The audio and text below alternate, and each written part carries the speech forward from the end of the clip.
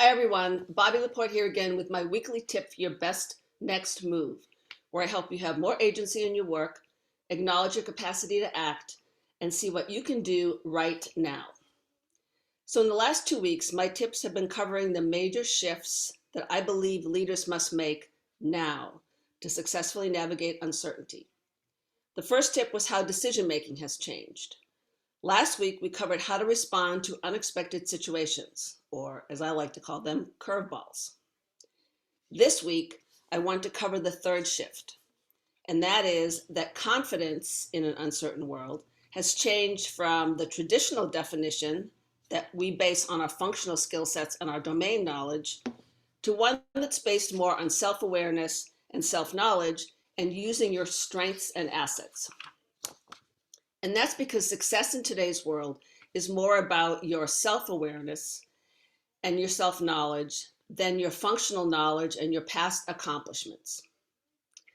And it's also less about relying on your past experience to efficiently deliver results than it is to expand what you're capable of to more effectively deliver results, drawing on what you already do well.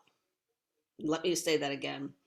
This shift is less about relying on your past experience to efficiently deliver results than it is to expand what you're capable of to more effectively deliver results, drawing on your strengths and what you already do well.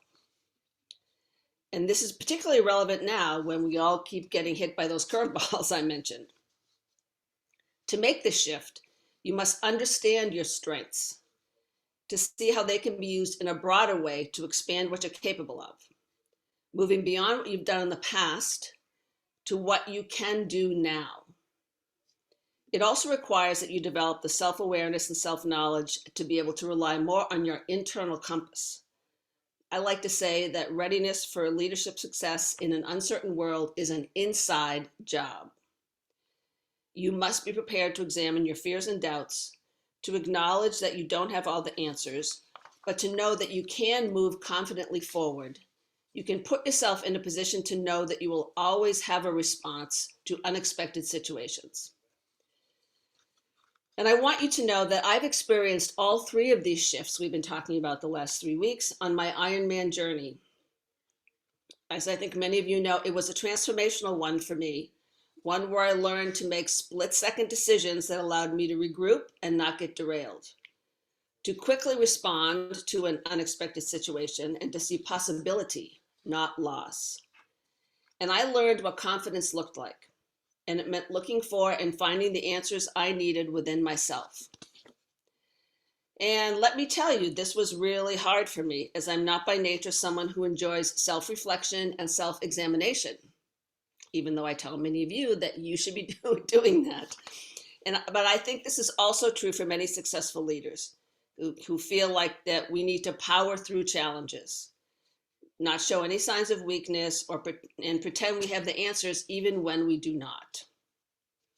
If that sounds familiar to you, you are not alone.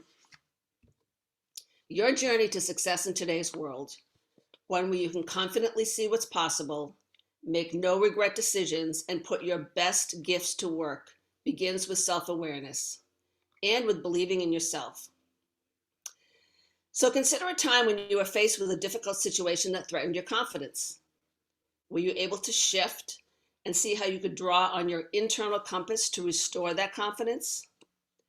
And did this knowledge create a different solution or a different outcome outside of relying on your functional talents? Well, if your answer was that you automatically defaulted to what you've done in the past, here's my tip. Trust yourself that you will find the answer if you stop to think about what you can do based on what you already do well, on the gifts that you have as a leader. With our world changing so quickly, there's a good chance that what you might have done in the past no longer works.